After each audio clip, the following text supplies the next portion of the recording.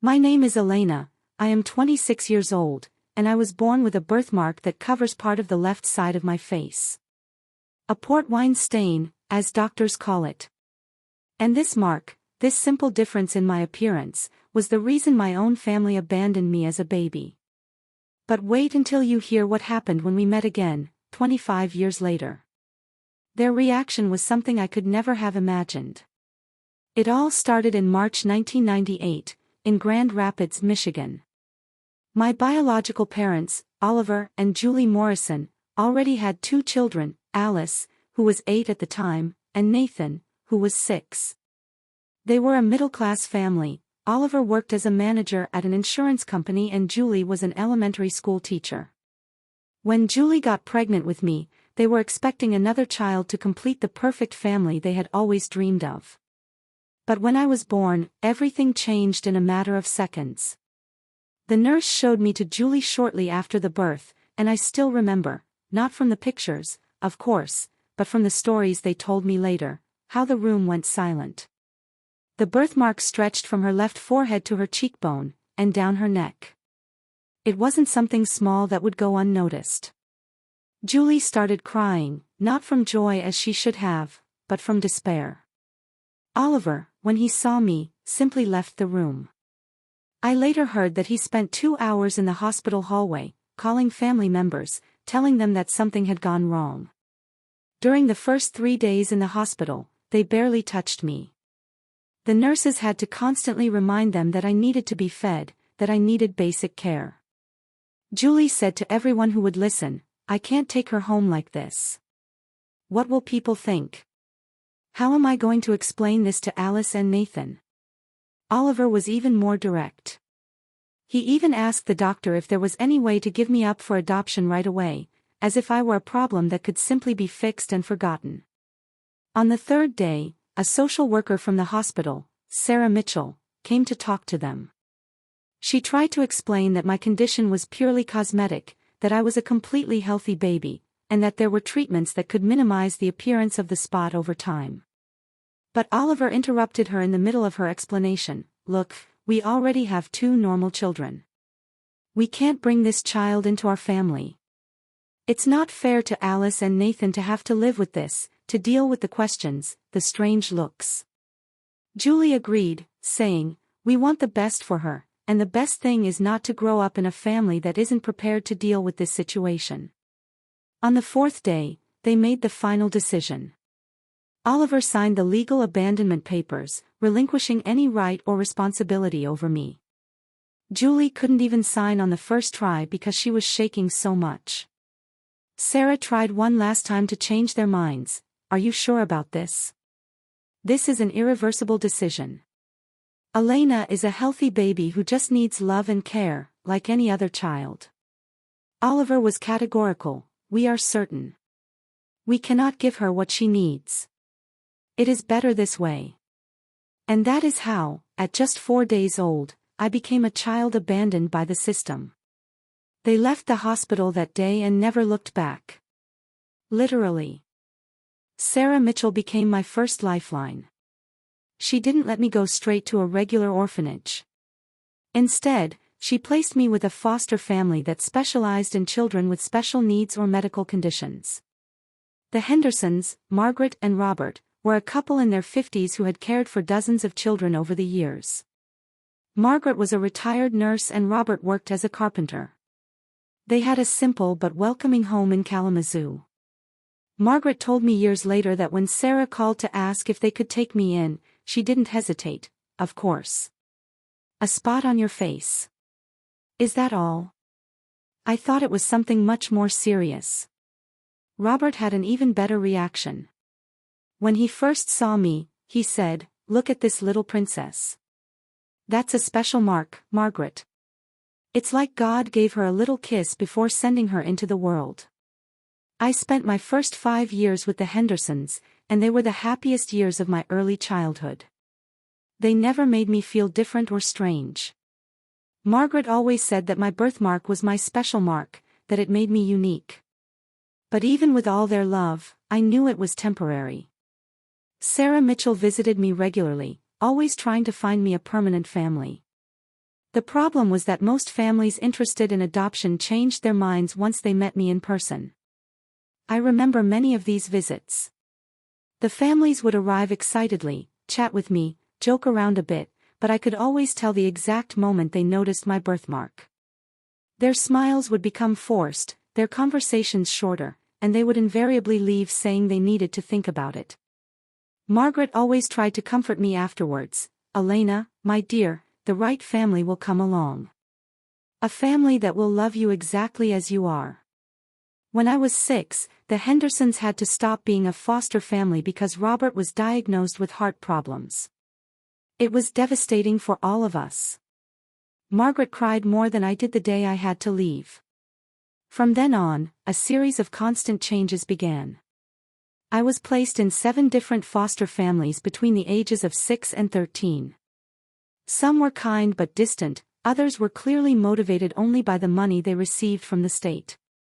The worst was the Morrison family. Yes, they happened to have the same last name as my biological parents. David and Linda Morrison had 3 other foster children, and it was obvious that they saw the children as a source of income. Linda would always make me sit in the corner during visits from important people, saying that I scared them away. David was even worse, always commenting on how grateful I should be that they accepted me despite my appearance. It was in this home that I began to develop a thick skin.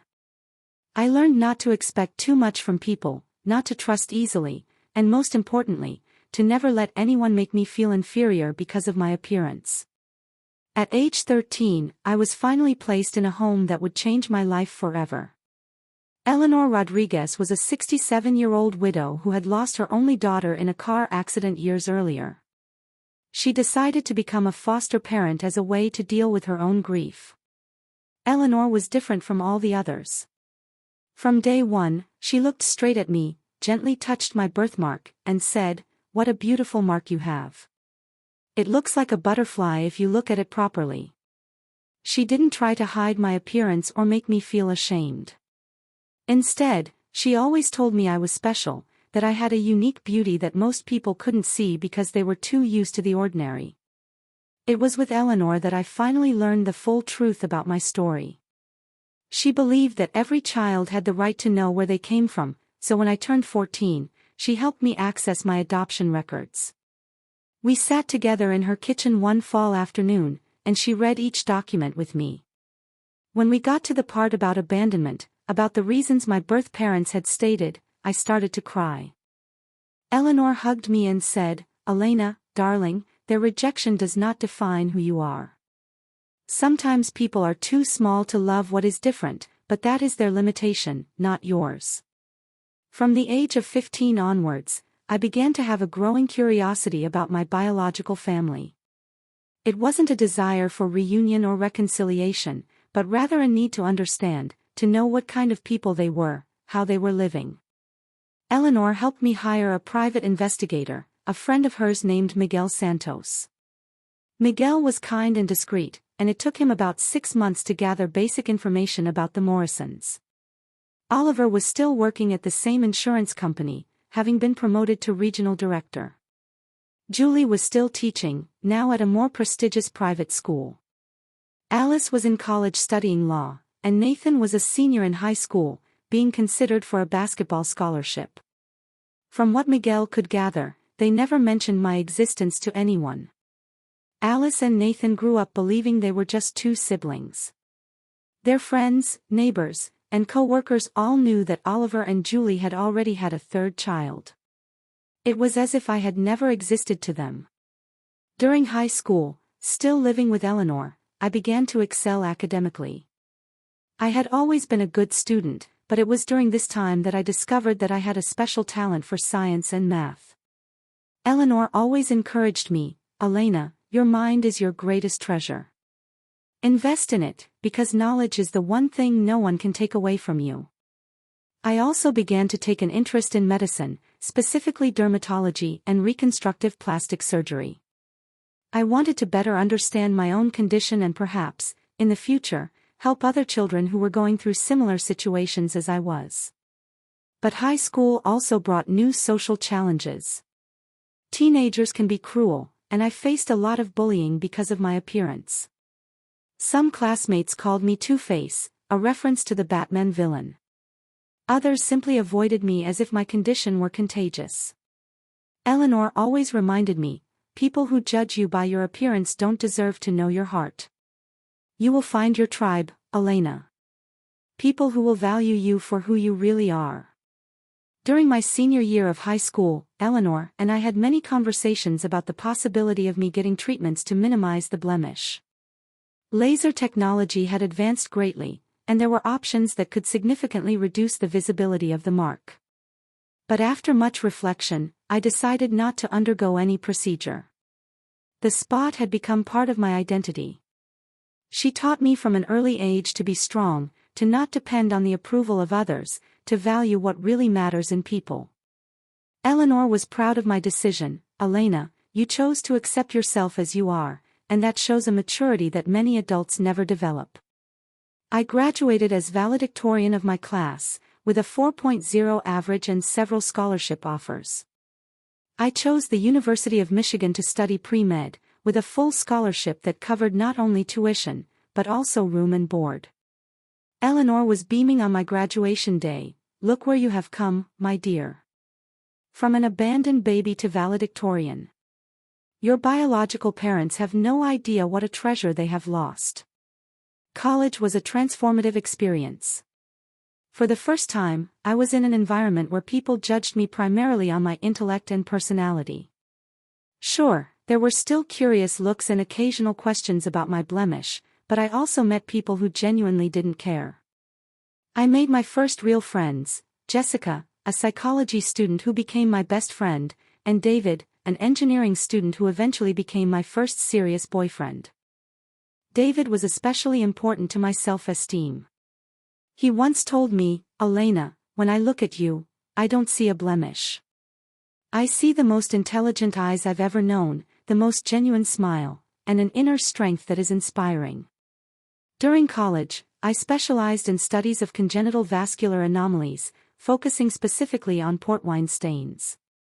I wanted to understand not only the medical aspects, but also the psychological and social impact of these conditions. I wrote my undergraduate thesis on the psychosocial impact of facial vascular anomalies in children abandoned by the healthcare system. It was a work that combined my personal experience with rigorous academic research. The work was so well received that it was published in a student medical journal, and I was offered a position to continue my research at the graduate level. During my senior year of college, Eleanor began to show signs of early dementia. It was devastating to see the woman who had given me so much love and support begin to lose her memories. I moved back home to care for her on weekends and holidays. Even in the moments of confusion, she would always recognize me and say, "My special Elena. My little girl with the butterfly mark." Eleanor passed away 2 weeks before I graduated from medical school. It was one of the hardest losses of my life. The woman who had taught me to love myself had left without seeing my greatest academic triumph. I had landed a dermatology residency at Michigan Medicine, one of the most competitive programs in the country. My thesis on vascular anomalies had impressed the admissions committee. During my residency, I specialized in laser treatments for birthmarks and other dermatologic conditions. Ironically, I became an expert in treating the very condition that had caused me to drop out. Many of my patients were children whose parents were desperate for treatment. I made a point of talking not only about medical options, but about acceptance and self-worth. A mother once said to me, "Doctor, thank you for showing us that our daughter can be happy and successful even if we choose not to pursue treatment. You are living proof of that."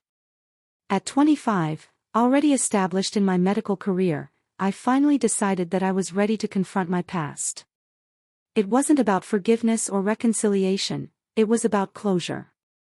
I hired Miguel Santos again, the same investigator who had helped me years before. I asked him to do some more digging into the Morrison family's current situation. What he discovered was surprising.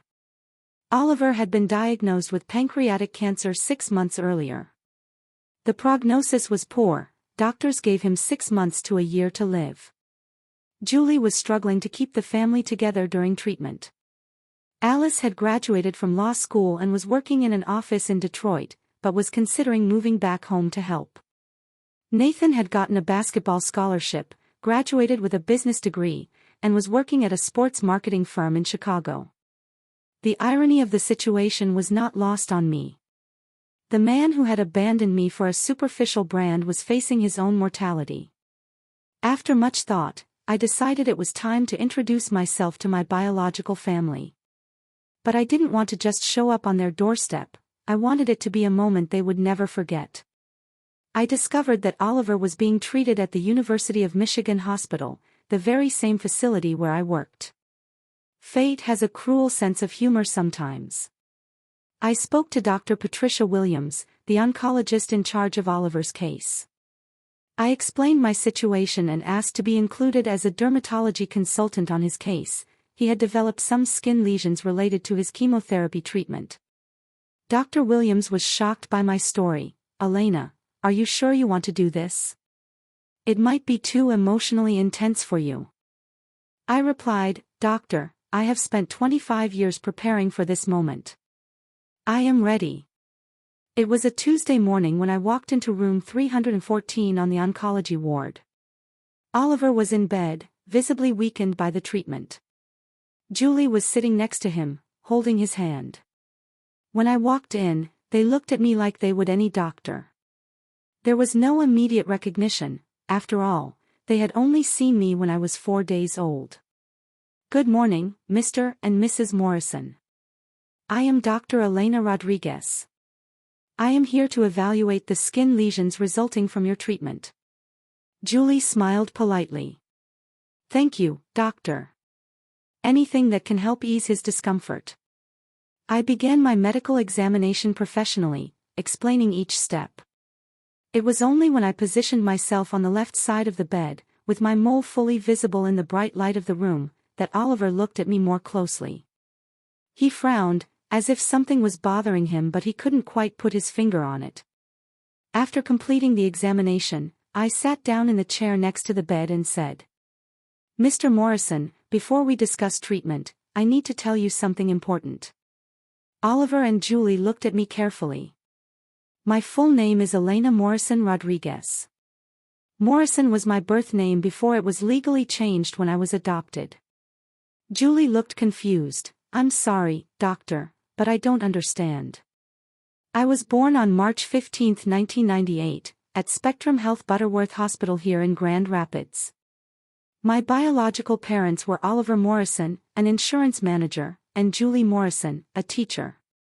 I had 2 older siblings, Alice and Nathan." Julie's face gradually paled as she processed what I was saying. "I was abandoned at the hospital 4 days after birth because I was born with this port wine stain on my face.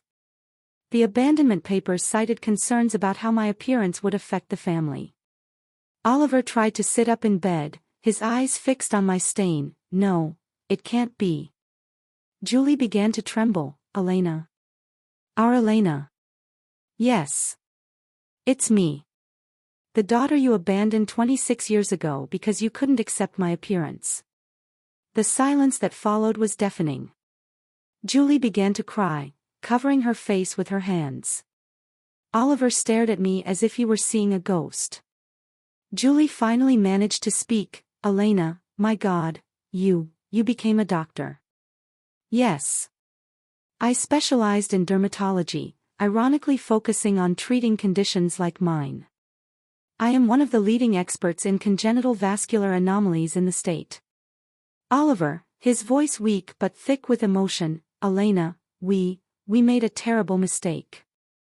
I kept my tone professional. "Mr. Morrison, I am not here to discuss the past. I am here as your doctor. Your skin lesions are treatable with laser therapy, which coincidentally is the same technology that could have been used on my mole when I was a child." Julie couldn't stop crying. "Elena, please, you have to understand, we were young, scared, we didn't know how to deal with it." I interrupted. "Mrs. Morrison, you were 32 and 29 years old respectively. You already had 2 children. You weren't exactly inexperienced young people.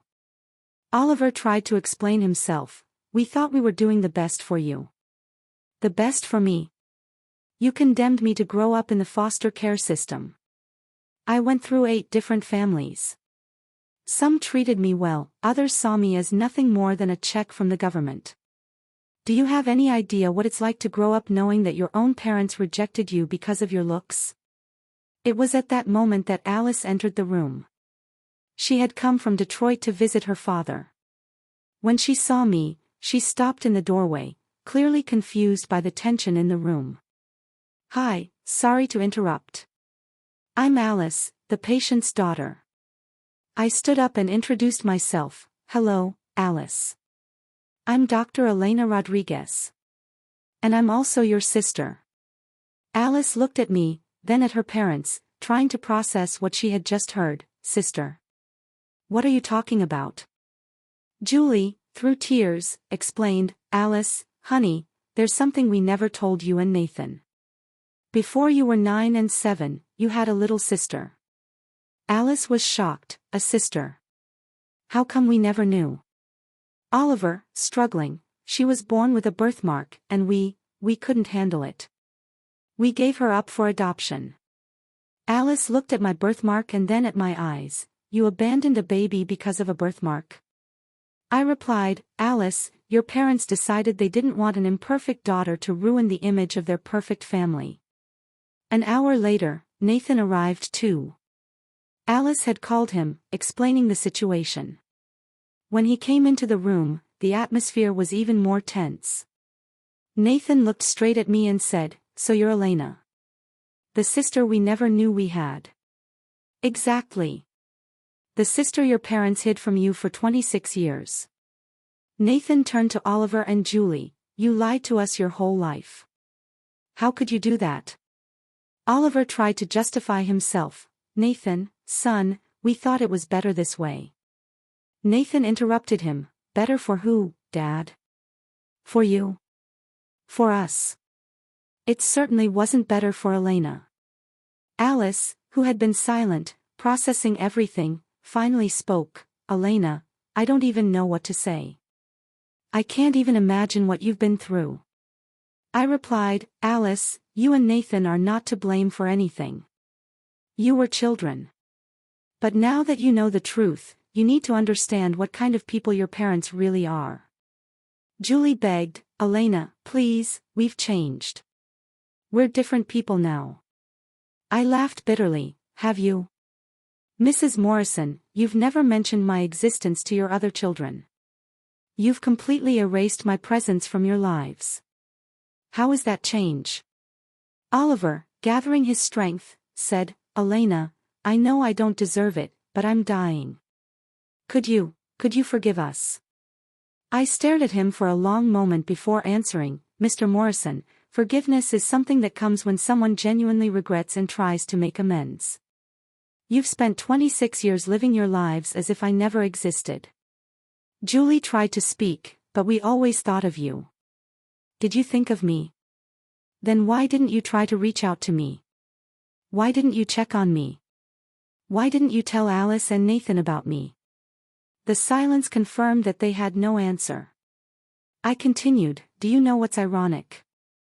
I've become an expert in treating the very condition you found so unacceptable. I help dozens of families every year deal with children who have vascular anomalies. And do you know what I always tell the parents? They all looked at me, waiting for the answer. I tell them that true love is unconditional. That a child needs to be accepted exactly as they are. That superficial beauty does not define a person's worth. Oliver tried to change the subject, Elena, about my treatment. I interrupted, Mr. Morrison, you will be transferred to another dermatologist. It would be unethical for me to continue as your doctor given the personal circumstances. But before I leave, I want you to know a few things. Over the past 26 years, while you lived your lives pretending I didn't exist, I have built an extraordinary life. I was raised by an incredible woman named Eleanor Rodriguez, who taught me that my brand doesn't define me, but my strength of character does. I graduated valedictorian of my high school class, received a full scholarship to medical school at the University of Michigan, and today I am one of the most respected dermatologists in the state. I have published dozens of scientific papers, lectured internationally on vascular anomalies, and founded a nonprofit that helps families of children with facial differences. Alice and Nathan looked at me with a mixture of admiration and sadness. I continued, "You abandoned a daughter who became more successful than anything you could have imagined. And do you know why? Because your rejection taught me from an early age that I had to be strong, that I had to prove myself through my actions, not my appearance." Nathan said, "Elena, I want you to know that Alice and I did not agree with what our parents did." "If we had known," I replied, "Nathan, you were children. You couldn't have done anything. But now you know the truth about the kind of people your parents are." Alice added, "Elena, would you like to keep in touch with us? I know we can't undo what happened, but maybe we could try to build a relationship as siblings." I considered the question carefully. "Alice, Nathan, you seem like decent people. Maybe we can talk in the future, when this whole situation has been processed more." I stood up to leave and said, "Mr. and Mrs. Morrison, I hope you will use the time you have left to reflect on your choices. You have wasted 26 years of the life of a daughter who has become an extraordinary person despite your abandonment, not because of it." Julie made one last attempt. "Elena, please don't leave like this. We made a mistake." I stopped at the door. "Mrs. Morrison, you didn't make a mistake. You made a choice. A choice based on superficiality and selfishness. And now you have to live with the consequences of that choice." Oliver Morrison passed away 4 months after we met. Alice called me to tell me, and also to invite me to the funeral. I decided not to go. I didn't feel like I belonged there, among people who were mourning a man who had rejected me at the most vulnerable moment of my life. But Alice and Nathan started to keep in touch with me. I discovered that they had gone through an existential crisis after finding out about me. Alice even went to therapy to process the fact that she had lived her entire life without knowing about my existence. Nathan told me in one of our conversations, "Elena, finding out about you completely changed how I view our parents. It made me question everything I thought I knew about our family." Julie made several attempts to reconnect with me after Oliver's death. She sent me letters, left messages at my office, and even showed up at the hospital where I work a few times. In one of the letters, she wrote, "Elena, I know I don't deserve your forgiveness, but you are my daughter. I have wasted so many years of your life, and I don't want to waste any more. Please give me a chance to get to know the incredible woman you have become." For months, I ignored all of her attempts. But Alice and Nathan began asking me to at least talk to her once. Nathan told me, "Elena, I understand your anger, but Mom is destroying herself with guilt. She doesn't sleep, she doesn't eat well. Finding out about you and realizing what she lost is killing her inside." Finally, I agreed to meet Julie once. We met at a neutral cafe, a public place where I would feel more comfortable. When she arrived, I barely recognized her. In 6 months, she had aged years. She was thin, with dark circles under her eyes, and gray hair that had always been well-groomed. "Elena, thank you for agreeing to see me," she said, her voice shaking. "Mrs. Morrison, I only agreed because Alice and Nathan asked. But I want to make it clear that this does not mean that I am ready for a reconciliation." She nodded, "I understand. I just want you to know that not a day goes by that I do not regret the decision we made." I replied coldly, "Regret does not change the past. It does not erase 26 years of abandonment." Julie began to cry. "Elena, you have to understand, when you were born, I was struggling with severe postpartum depression. Seeing your birthmark made me feel like it was my fault, like I had failed as a mother." I interrupted her, "Mrs. Morrison, millions of women face postpartum depression and do not abandon their children. And even if that were a valid excuse, why did they never try to reach out to me later? Why did they never tell Alice and Nathan?" She had no answer for that. Julie continued, Oliver was worried about how people would react, how it would affect his career, our social standing. He said it would be better for everyone if we started from scratch. And you agreed with him? She nodded, embarrassed, yes. And that is the greatest shame of my life. I looked at her for a long moment before speaking. Mrs. Morrison, I'm going to tell you something. All these years, I've fantasized about this moment. About what I would say if I ever met you. She looked at me hopefully. I imagined I would scream, that I would cry, that I would demand explanations. But do you know what I feel now, looking at you? She waited for my answer. Pity. I feel sorry for you. Because you missed the chance to meet an extraordinary daughter. You missed my first steps, my first words, my high school graduation, my medical school graduation. You missed everything. Julie cried profusely. I continued, I don't need your forgiveness or your approval. I have built an incredible life without you. I have friends who love me, colleagues who respect me, patients who trust me. I have a full and meaningful life. Julie tried to speak, Elena, please let me be a part of your life now. Let me try to make it up to you. I interrupted her, Mrs. Morrison, some mistakes cannot be made up for.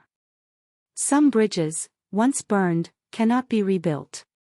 She pleaded, but you are my daughter. No, I replied firmly. I was your daughter for 4 days. After that, you gave up that right. Eleanor Rodriguez was my mother. She raised me, she loved me, she supported me. You are just the woman who gave birth to me. I stood up to leave. Mrs. Morrison, I will keep in touch with Alice and Nathan because they are innocent victims of your decisions. But between us, there is nothing to be rebuilt. Julie made one last attempt. Elena, at least tell me, are you happy? I stopped and looked at her. I am extremely happy.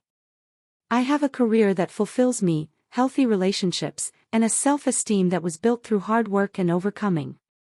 I am happy in spite of you, not because of you.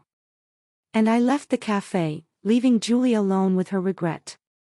Today, a year and a half after that first meeting in the hospital, I can say that my life is better than ever. Alice and Nathan have become an important part of my life. We discovered that we have a lot in common, and they have become the siblings I always wanted to have. Alice helped me legally when I decided to change my last name back to Morrison Rodriguez, honoring both my biological family and Eleanor. Nathan introduced me to his girlfriend, Sarah, who immediately accepted me as part of the family. She told me, Elena, your birthmark is beautiful.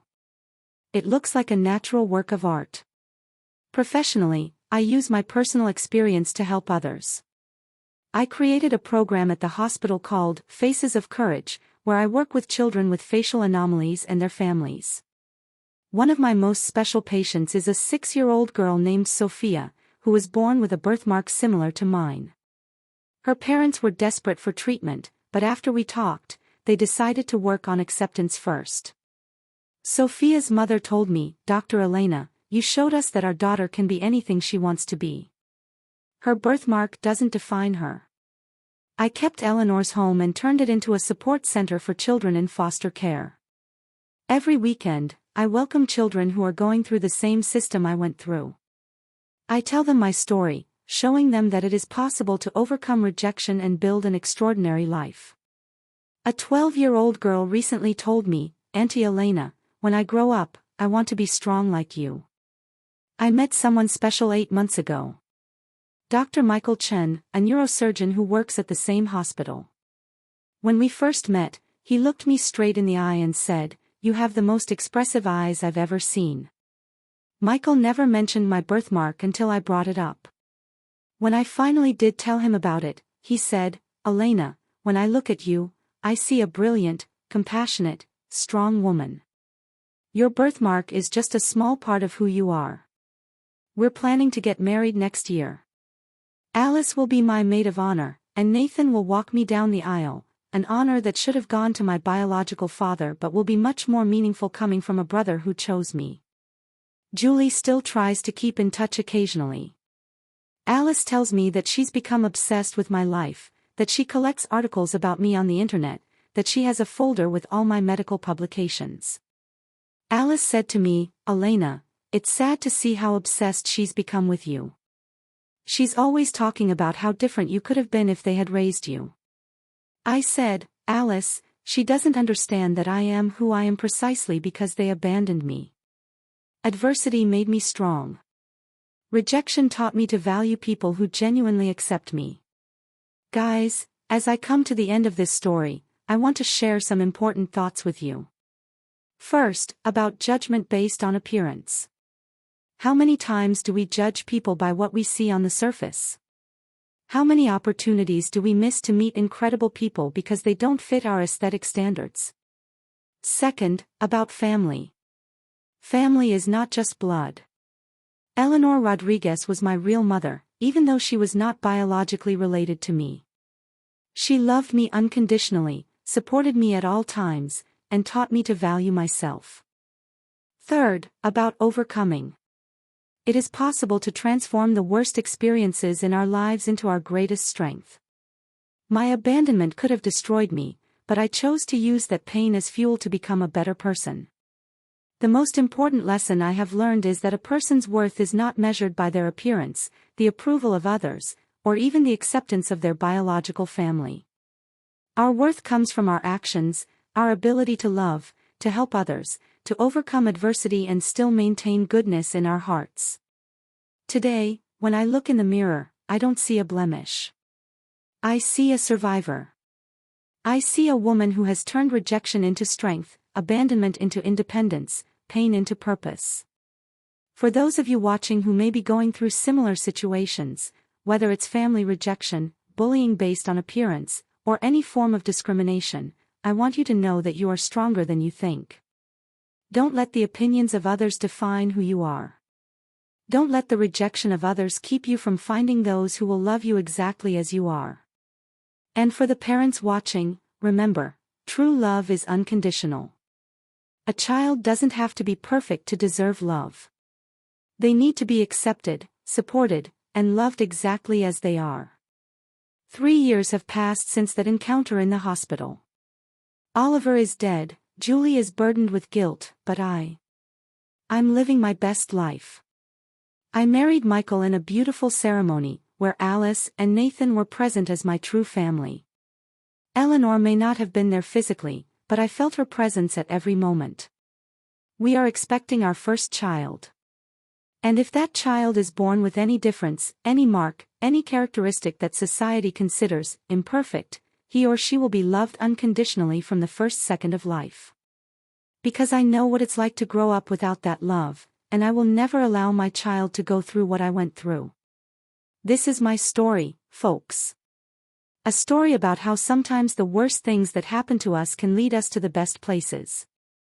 If you liked this video, leave a like, subscribe to the channel, and tell me in the comments, have you ever been through a situation of rejection that, in the end, made you stronger? See you in the next video. Until then, remember, you are enough exactly as you are. So, what did you think of this story? It was difficult to share some of these details, but I believe it is important to share these experiences so that other people who have gone through similar situations know that they are not alone. If you know someone who is experiencing family rejection or bullying because of their appearance, share this video. Sometimes, a story of overcoming can make all the difference in someone's life. Leave your own stories of overcoming in the comments. Let's create a chain of mutual support here. Thank you so much for watching until the end. You are amazing.